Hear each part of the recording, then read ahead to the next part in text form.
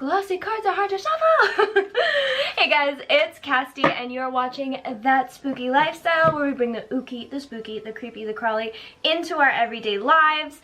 Today I wanted to do a get ready with me, but I wanted to put a little fun spin on it. I watch a lot of Bailey Sarian, and what she does is she does a get ready with me, but she does a true crime story to go along with it.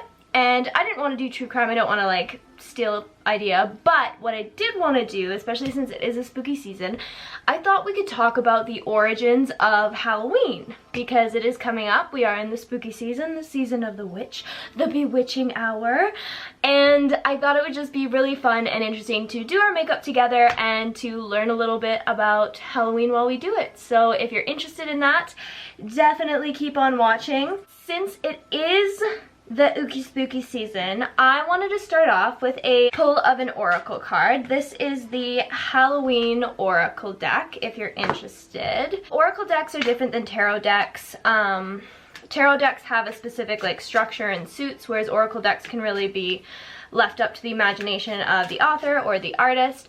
So I'm just gonna shuffle, shuffle, shuffle, and then pull a card for us. And that is going to reflect how the rest of your day is going to go, or it's something that you should think about, things like that. Or completely ignore it if that's not your thing. Totally fair. Shuffling, shuffling, shuffling, basically until a card pops out for us. Oh! Ooh! We got the apple. Okay, let's take a look in the little guidebook. Risk and reward. Sweetest icon, risky red desire, poison and freedom, tempting hearts afire. Apples have been a symptom of Samhain for a long time. Apples, when cut in half, have a seed pattern that look like a pentagram, and so the Celts held the fruit to be sacred. Bobbing for apples, a game traditionally played at Halloween, has its origins in the Samhain festival and is one of the oldest associated with this celebration. The traditional way to play is to place 3 or 13 apples into a barrel of water, and the game is to try and bite an apple whilst it floats and bobs in the water. Hands must not be used, and people often compete with each other bobbing at the same time. It is believed that the Romans brought the customs to the Britain, and there are quite a few images recorded through art of this activities in both cultures. It was said that unmarried women who placed the apple they had bobbed under their pillow would dream of their future husband. In Newfoundland and some parts of Ireland even today, Halloween is called Snap Apple Night. I did not know that. Candy apples, apple on a stick covered in toffee. I had one of those today, actually. Although not quite as popular now as they once were as Halloween fare, are now making a comeback as a fun and simple treat to prepare on this night. Apples have been an iconic part of mythos from ancient times to modern. The story of Poison Apple and Snow White to the Roman goddess Pomona's magic apple trees, I feel like I pronounced that wrong, to the Christians tempting fruit in the Garden of Eden. Should you receive this apple in your reading, it's time to look at how risk plays out in your life. Are you hedging your bets and not trying anything new? Do you want to change but are not willing to change anything? Are you willing to risk to get a greater reward? Or alternatively, are you risking too much too often? Ooh, that's so crazy, because we are going to talk about the Celts and Samhain literally in like 5 minutes here, and there's so many cards in this deck that don't even touch on that, and we pulled the card that does. I'm just saying, coincidences happen, girl. If you don't believe in it, at least coincidences. So I think I'm going to put this away now. I'm gonna pull out my makeup and we are going to jump right into it. But I want to remind you, think on it. Apple, are you risking too much? Are you risking not enough? Let me know in the comments below, girl. Okay, I think what we should do is we should start talking about Halloween currently, kind of what it is now, what we think of it. So in Canada, Halloween is pretty big, at least most of the places I've been. Especially, I would say, in the last, like, decade or so, it's really picked up speed. Like, the amount of haunted houses and corn mazes that have popped up in the last few years is actually really crazy. So, essentially for Halloween, we all know this, we all dress up, and kids walk around going door to door asking for candy.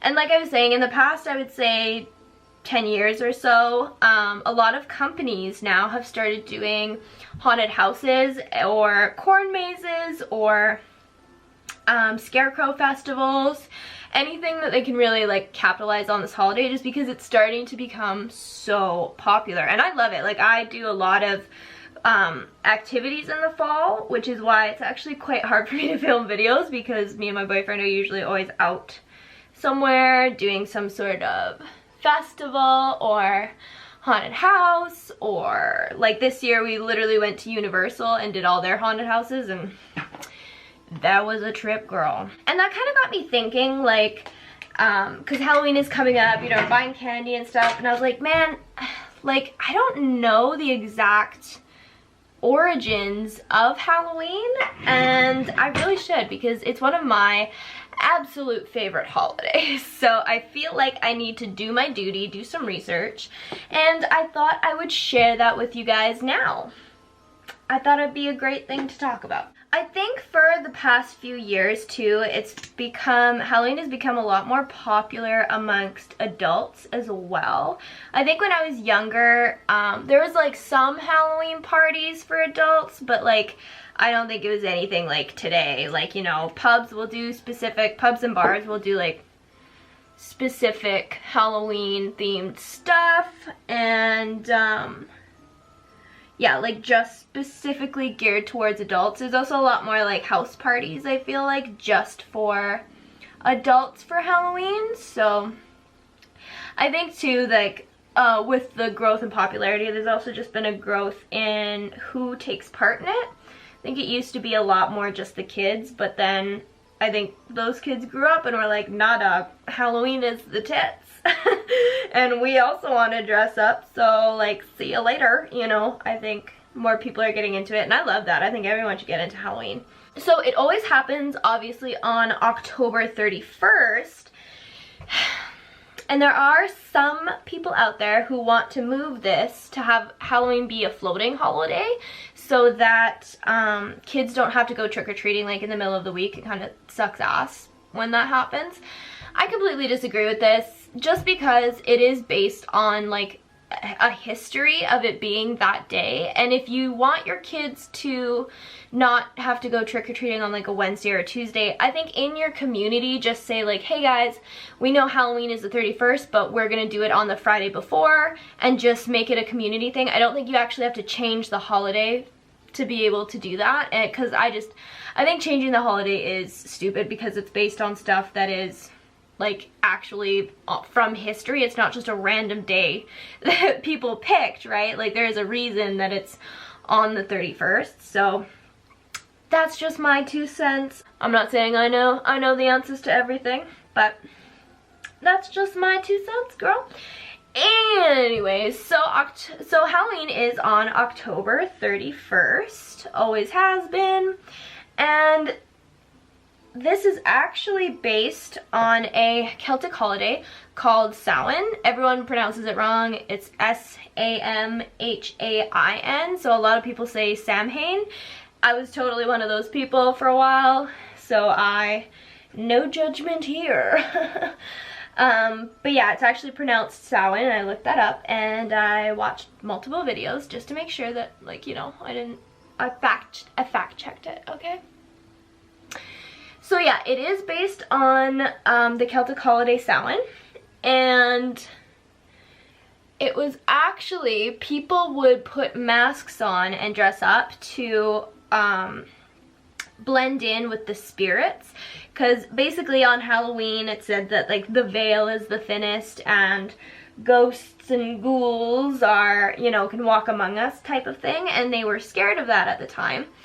And so basically the whole dressing up was to blend in with the other ghosts that were around you.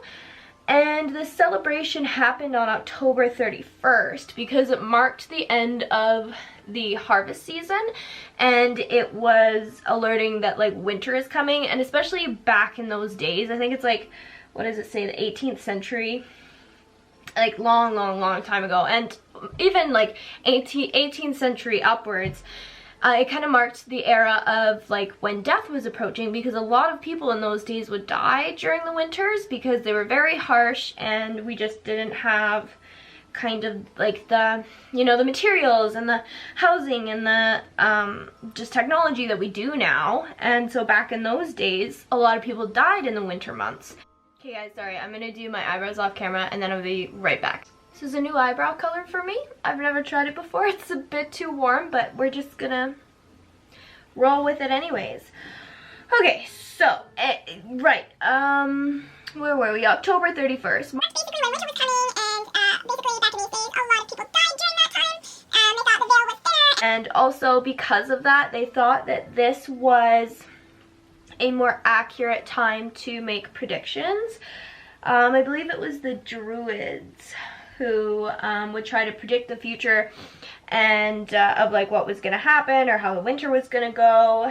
And I think that this kind of helped put people's, you know, mind at ease, because it was probably a pretty intense time back then when it was like, okay guys, we gotta do this whole winter thing again where a bunch of us are gonna die. So it might have, you know, they probably had people there who were like, no, we're gonna be fine, this this winter is gonna be different, or, you know.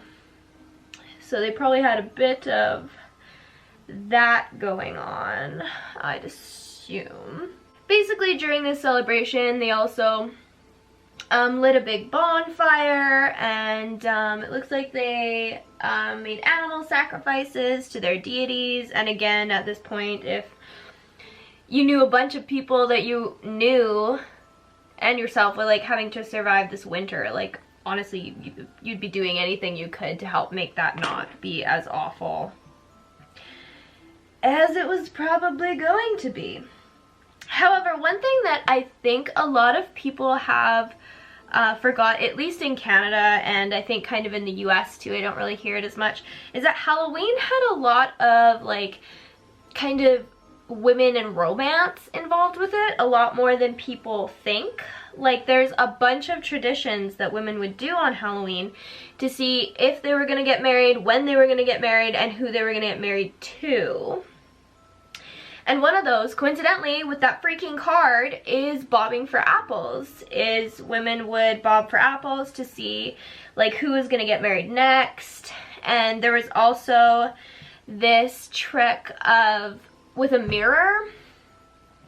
And I don't know if this is correctly how they did it. I just remember that when I was younger, we also kind of had this game too. And basically it's like, you go into a bathroom, at least we did. Obviously they didn't have like super nice glass, like mirrored bathrooms and shit like that with toilets and stuff back then and electricity, not the point. Anyways, you like go in a bathroom. It's kind of like Bloody Mary, I think, except you like say a couple words. I think it's like a poem or something about your future husband. And then you're supposed to like turn around with a hand mirror and look in the mirror behind you, and with the mirror, and you're supposed to like see his face, I think, or something like that. Now I'm gonna have to look it up because I don't want to be starting some husband rumors. They also used to do basically something with some yarn too that would help you again find your future husband. Some women would like throw apple peels behind them and see if the apple peels would lay in the initials of who they would marry. Like stuff like that. And like you don't get any of that in today's Halloween. You know what I'm saying? Shit, girl. Like I don't remember the last time I thought Halloween was like associated with something like that. So I thought that was interesting. Okay guys, I'm looking it up because I want to know. Century-old trick for finding true love on Halloween. One of them is a rose test where a young lady twines the stem of 2 roses and recites a poem. Another one is you pluck a strand of hair from your head and let it go, and whoever it lands on is who you're going to marry. That would be awful. You'd really be hoping them winds be blowing in your favor, girl. And then the last one is the mirror one, where you're supposed to walk backwards in the moonlight while gazing into a glass mirror and repeat the following lines. Round and round, oh stars so fair, ye travel and search out everywhere. I pray you, sweet stars, now show to me this night who my future husband will be. There was also one that was mentioned here that was like, all the guys who were suitors, had nuts, like actual nuts, that they would throw in a fireplace, and like whoever's didn't explode, it was like he got the girl or something, which it's just, you know, it's just like interesting because when you think of Halloween, like you totally don't think love and romance, at least not in Canada or the US. Maybe in Europe. I don't really know what Halloween is like there, to be perfectly honest, so maybe it's a little bit more romantic over there, I'm not sure. I don't know why I did a weird British accent right at the end, but I did. I'm also offended, so there we go. Something I should have mentioned before is that it's called Halloween because it's for All Hallows Eve, but that's the night before Samhain. Pop that in the crease, girl. Anyways, so yeah, this basically originated from the Celtic tradition. There are basically some notes in here that say at one point, like, the Christians took over and tried to make it like All Saints Day or something. When, you know when cultures be taking over other cultures and they basically keep the exact same tradition except like tone it down a little bit and call it something else. I mean, Christians, like, that, I'm looking at you. I'm looking at you. The Romans, also looking at you. But yeah, so there was also at one point, it was like an All Saints Day, but the article that I'm at least reading just kind of touches on that. Nothing too crazy. But Halloween is pretty big in Canada and the States. In the States, 1/4 of the candy sold in a year is sold just on or for Halloween. Isn't that crazy? I totally believe it though. Like, when I was younger, we lived in a small town of 500 people. My graduating class was, like, my whole high school was K through 12, and there was like 25 people in my graduating class. And basically it's a small town around a bunch of other small towns, and what some schools would do is they would get like basically busloads of kids and they'd go to like different towns. And I remember there was one Halloween, I wasn't there, I think I was in university at this time, but my parents got like 350 kids or something like that to their house, which is just like insane considering in our one town is only 500 people, so obviously it was a bunch of kids from different towns. Like, that was just crazy. Like, they ran out of candy because that's just like that's just too many kids. Like, girl, at what point is enough enough? I do remember making a bunch of like Halloween treat bags. I loved that. That was one of my, I really loved making the treat bags and making them all like cool and like who was gonna get what. And I know that we'd specifically, like, we'd make cool bags for like my friends or like people we knew, and then we'd make like generic like bags for like, they were still good. It was just like not like the big chocolate bars or anything like that. It was just like regular shit for people we didn't know. You know what I'm saying? Every house did that. When you have 350 kids, like, you have to prioritize who you care about most. Like, it's a dog eat dog world, girl. We can't be out here just giving out full Kit Kats for no goddamn person we don't know.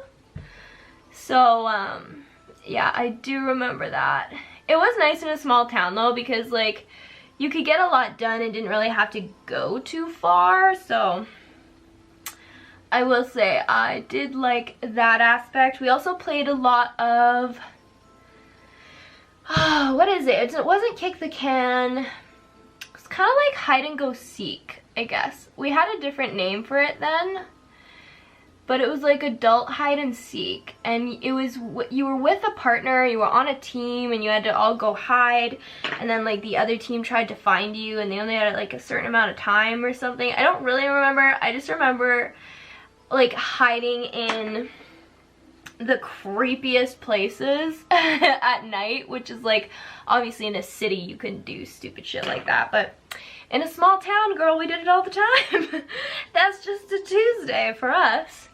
But I do remember that I really liked that. That was lots of fun.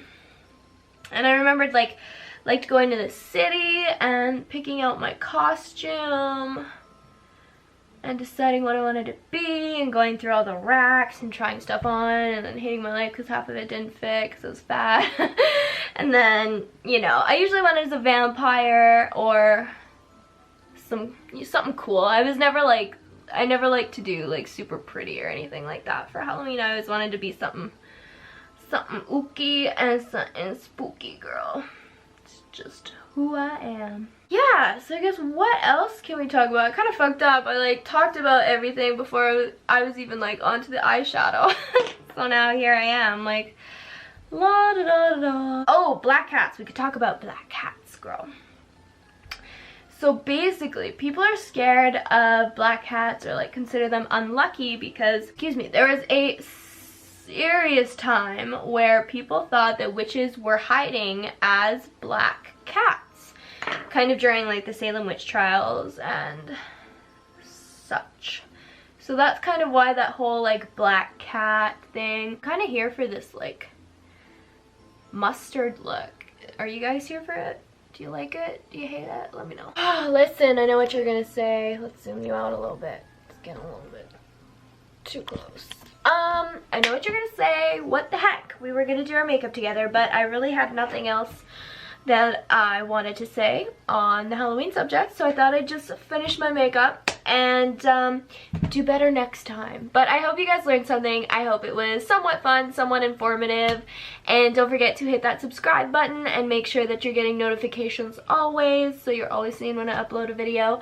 And definitely check out thatspookylifestyle.com if you haven't already. I put a lot of blog posts up and videos up there. I'll do a lot of sneak peeks over there first, so before it's public on YouTube, you can watch it on thatspookylifestyle.com. And yeah, thank you guys so much for watching, and let me know down below if there's any other like Halloween-y topics you'd like me to cover in these Get Ready With Me's, and I'll see you in my next video.